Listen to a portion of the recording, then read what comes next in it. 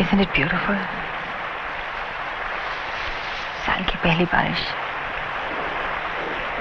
न जाने क्या बात होती है इसमें। दोस्तों, आज जिस शख्स की बात करेंगे उनका नाम गोविंद निहलानी है।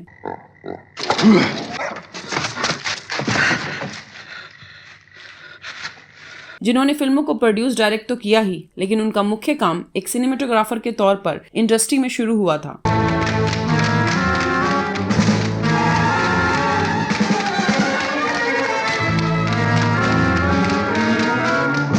उनकी फिल्मों को दर्शक आज भी याद करते हैं।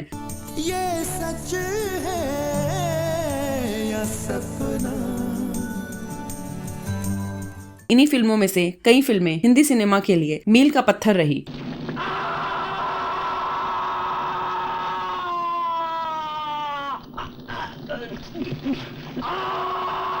गोविंद निहलानी जी उन चुनिंदा फिल्मकारों में से एक हैं जिन्होंने आर्ट सिनेमा और कमर्शियल सिनेमा की दूरी को हमेशा पाटने का काम किया। भीगी भीगी भीगी चादर भरी लम्हों की रातें।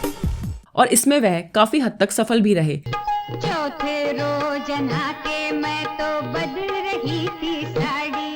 लेकिन क्या आप जानते हैं कि ओम पुरी को फिल्मों में सही मायने में पहचान किस फिल्मकार ने दिलाई थी? सर उस आदमी ने डायरेक्टली रामा शेट्टी को इन्वॉल्व करके सुन रहे हो? हिंदी सिनेमा की कुछ सबसे खूबसूरत और आर्टिस्टिक फिल्मों को पर्दे पर उतारने वाले कैमरामैन वही थे। बचाने के लिए आप मुझ पर हाथ उठाएंगे, मुल्क के लिए नहीं। इन्हीं खुदगर्जियों ने तो हमें दगा दिया जावेद भाई, हम दिल्ली हार गए हैं। और गोविंद निहलानी का हॉलीवुड की सबसे क्लासिक कही जाने वाली फिल्मों में से एक गांधी फिल्म से क्या नाता था? With respect, I refuse to go. Do you want to go to jail? As you wish. कागज के फूल और साहब बीबी और गुलाम जैसी फिल्मों के साथ गोविंद निहलानी का क्या वास्ता है? शत्रुघ्न सिन्हा से गोविंद निहलानी जी का क्या रिश्ता है?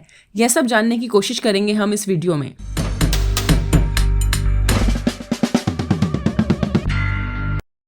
नमस्कार दोस्तों, मैं हूं आपकी होस्ट और दोस्त कल्पना और आप देख रहे हैं आपका अपना चैनल द राइजिंग बॉलीवुड। दोस्तों, आज हम जिस फिल्मकार की बात इस वीडियो में कर रहे हैं उनका नाम है गोविंद निहलानी। डूब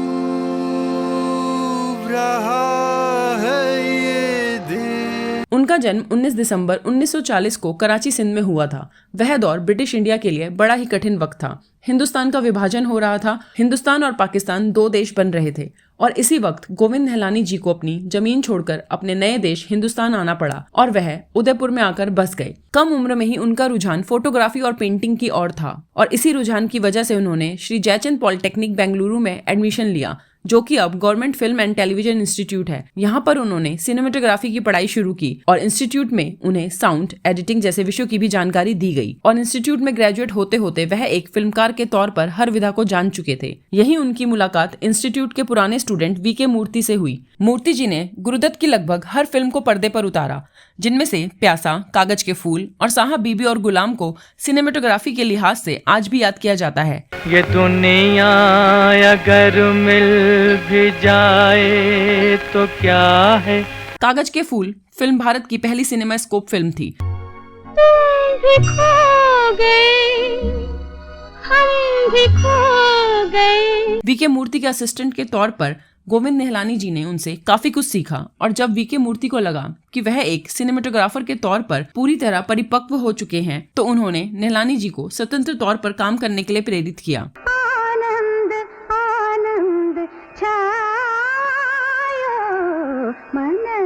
और इसी वक्त गोविंद निहलानी जी की कुछ चुनिंदा लोगों से मुलाकात हुई, जैसे कि सत्यदेव दुबे, जो कि थिएटर और फिल्म की बड़ी हस्ती थे, और विजय तेंदुलकर, जिन्होंने फिल्मों में स्क्रिप्ट, कहानी और थिएटर में अपने वक्त में बड़ा नाम कमाया, और साथ ही श्याम बेनेगल, जिनकी पहली फिल्म के कैमरामैन निहलानी जी ही थे। बहुत कम लोग जानते हैं कि श्याम बेनेगल गुरुदत्त के कजन भाई हैं। गोविंद जी ने बेनेगल जी के साथ कैमरामैन के तौर पर कुछ एड फिल्में शूट की और कुछ एक डॉक्यूमेंट्री भी शूट की। इस सब के बाद गोविंद जी के फिल्मी करियर में बहुत विस्तार होने वाला था, तो हम उनमें से कुछ खास फिल्मों को ही इस वीडियो में जानने की कोशिश करेंगे। 99% से काम नहीं चलेगा। एयरफोर्स में जिंदगी और मौत के बीच का अंतर इसी 1% का होता है। इसी बीच सत्यदेव दुबे और गोविंद निहलानी ने मिलकर एक मराठी फिल्म बनाई, शांतता कोर्ट चालू आहे, जिसमें पहली बार कैमरामैन के तौर पर निहलानी जी ने काम किया। भारत, तुम्ही कसे आहात? आमचा काय नेहमीप्रमाणे आनंद आहे. रम्या पुंशांच्या लागताय. कर्मण्ये वाधिकार असते. फिल्म के डायरेक्टर सत्यदेव दुबे थे। सत्यदेव दुबे और निहलानी जी ने फिल्म को मिलकर को प्रोड्यूस भी किया और वीके मूर्ति ने उन्हें अपना लाइट मीटर देकर फिल्म शूट करने को कहा। इसी मीटर से मूर्ति जी ने प्यासा, कागज के फूल और साहब बीबी और गुलाम जैसी फिल्में शूट की थी। फिल्म के कलाकारों में अमोल पालेकर, अमरीश पुरी और सुलभा देशपांडे जैसे कलाकार भी थे।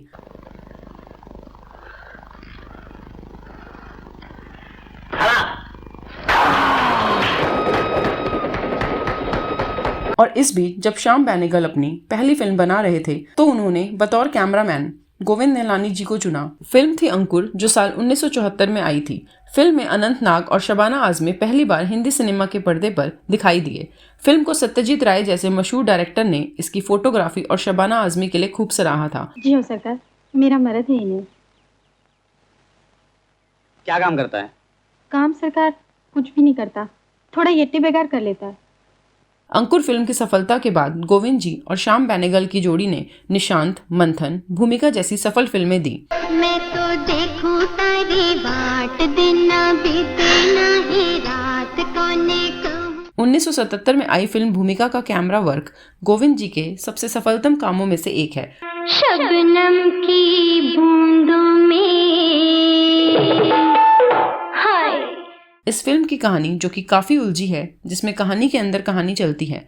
तुम्हारे बिन जीना लगे घर में, तुम्हारे बिन जी। और इसी तरह साल 1978 में आई शशि कपूर और नसरुद्दीन शाह की फिल्म जुनून, जो कि 1857 की क्रांति पर आधारित थी। 1857 के हिंदुस्तान को पर्दे पर दिखाने के लिए श्याम बेनेगल और गोविंद जी ने काफी मेहनत की। इश्क ने तोड़ी सर पे कयाम। और इस मेहनत का फल उन्हें तब मिला जब 1978 की इस फिल्म को बेस्ट सिनेमेटोग्राफी का नेशनल अवार्ड और उस साल का फिल्म फेयर अवार्ड भी मिला। इस वक्त तक हिंदी फिल्म इंडस्ट्री में आर्ट सिनेमा का एक अलग सा वर्ग बन चुका था, जिसका प्रतिनिधित्व श्याम बेनेगल जैसे डायरेक्टर कर रहे थे। तो इस सब से प्रभावित होकर गोविंद जी ने कैमरा के साथ साथ अपनी पहली फिल्म भी साल 1980 में आक्रोश डायरेक्ट की।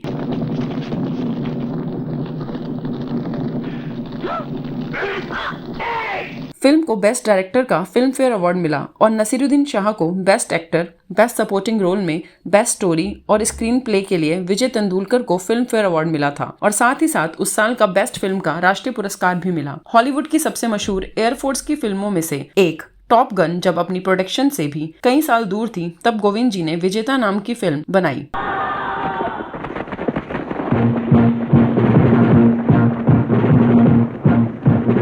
जो कि साल 1982 में आई। तो दूसरे पलड़े में जिंदगी है, तेरा परिवार है, तेरा देश है। जिंदगी को चुन बेटे, अपने परिवार, अपने देश को चुन।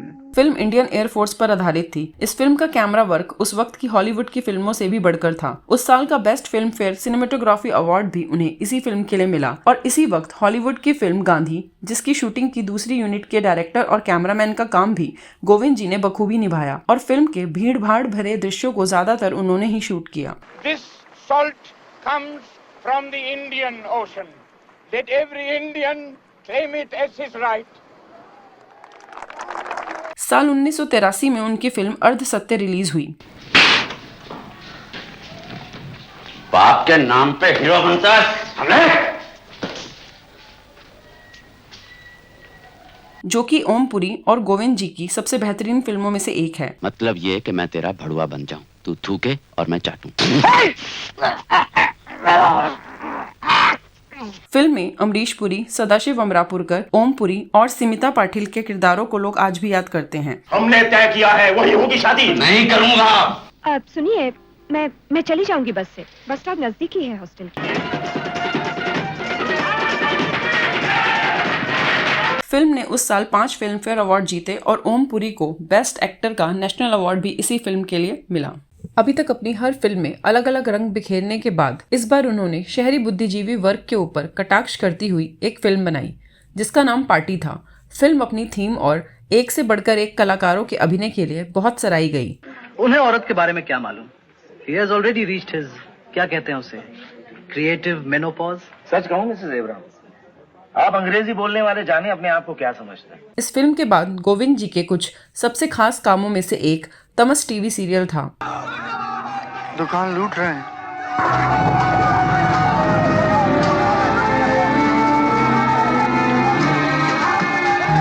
जिसे उन्होंने भीष्म साहनी जी के उपन्यास, जिसका नाम भी तमस ही था, पर बनाया था। मैं सब जानता हूँ ये किसकी शरारत है। मैं उनके दुकान नहीं छोड़ दूंगा। तुमने सारा खेल चलवाया है। मैं तुम्हारा पर्दाफाश कराऊंगा। पार्टीशन की थीम पर बने इस टीवी सीरियल को जानकर आज भी उस वक्त की सबसे सटीक प्रस्तुति मानते हैं।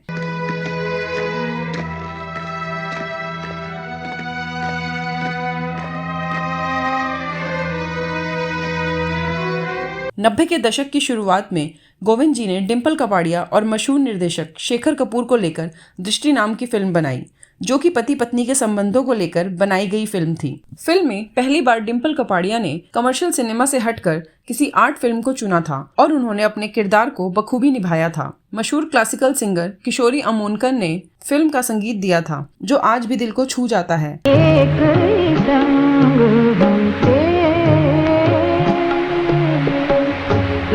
और 1991 की बेस्ट हिंदी फीचर फिल्म का नेशनल अवार्ड भी दृष्टि फिल्म को मिला था और इस फिल्म में ही इरफान खान ने एक छोटा सा रोल निभाया था।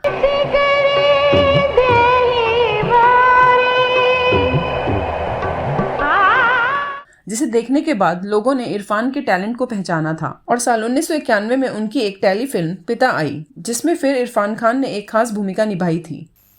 नमस्कार, मैं डॉक्टर सेन। नमस्ते, आइए। After you. फिल्म एक स्वीडिश प्ले द फादर पर आधारित थी। 1994 में आई उनकी फिल्म द्रोह काल, जिसमें कि आशीष विद्यार्थी ने एक नक्सली की भूमिका निभाई थी। हम लड़ाई लड़ रहे हैं और लड़ाई हमेशा भयानक और क्रूर होती है, क्योंकि सरकारी हिंसा भी उतनी ही भयानक और बेरहम होती है। फिल्म में नसीरुद्दीन शाह, अमरीश पुरी और ओम पुरी के भी बहुत ही दमदार रोल थे। Good evening boys. साहब, गुड इवनिंग। हेलो अबे। फिल्म से आशीष विद्यार्थी को कमर्शियल सिनेमा में उनकी पहचान मिली और साथ ही साथ उस साल का बेस्ट सपोर्टिंग एक्टर का नेशनल अवार्ड भी मिला। इस फिल्म की खास बात यह थी कि AR रहमान इस फिल्म से ही बॉलीवुड में अपना डेब्यू करने वाले थे, लेकिन किन्हीं कारणों से वह इस फिल्म में संगीत नहीं दे पाए। साल 1996 की फिल्म संशोधन, जो कि गोविंद जी ने फिर एक बार सामाजिक विषय पर बनाई थी, जिसके हीरो मनोज वाजपेयी थे। गाँव में इन बारीकियों में नहीं पड़ते। रिश्ता रिश्ता होता है, जो एक ठाकुर का हमारे साथ है।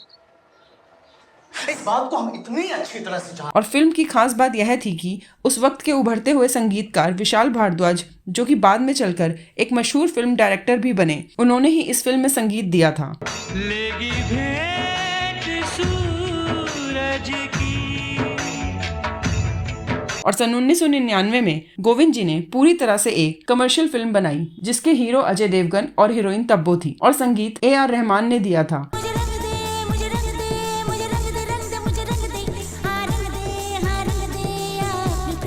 जिसने बॉक्स ऑफिस पर ठीक ठाक प्रदर्शन किया।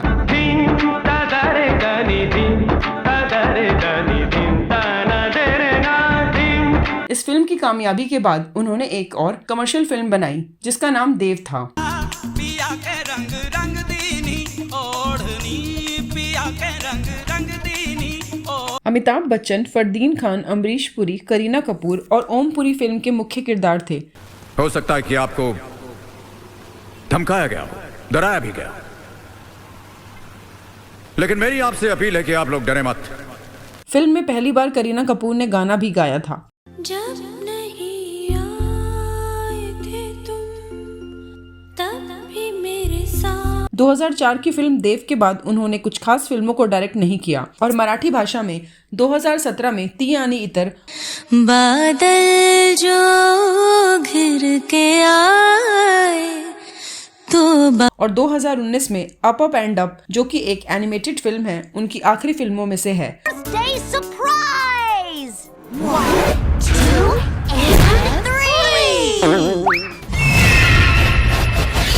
अगर गोविंद जी के टैलेंट की बात की जाए तो उन्होंने फिल्मों को डायरेक्ट करने के साथ साथ फिल्मों की कहानियां, डायलॉग, स्क्रीन प्ले तो किया ही, और कुछ एक फिल्मों में गीत भी लिखे हैं। बहुत कम लोग जानते हैं शत्रुघ्न सिन्हा की बीवी गोविंद जी की कजन बहन है। फिल्मों के जानकार कहते हैं कि गोविंद जी ने अपने टैलेंट के साथ पूरा न्याय नहीं किया और वह हिंदी फिल्मों को काफी कुछ फिल्मों के रूप में दे सकते थे। गोविंद जी की फिल्मों की अगर समीक्षा की जाए तो उनकी कई फिल्में उपन्यास, कहानियों या फिर नाटकों पर आधारित रही हैं। उन्होंने सामाजिक विषयों से लेकर नारी प्रधान विषयों के साथ साथ रिश्तों की उलझनों को अपनी फिल्मों में बड़ी सरलता से दिखाया है। उनकी कुछ कम चर्चित फिल्मों में से आघात, रुक्मावती की हवेली, जजीरे, 1084 की मां और दहम जैसी फिल्में थीं।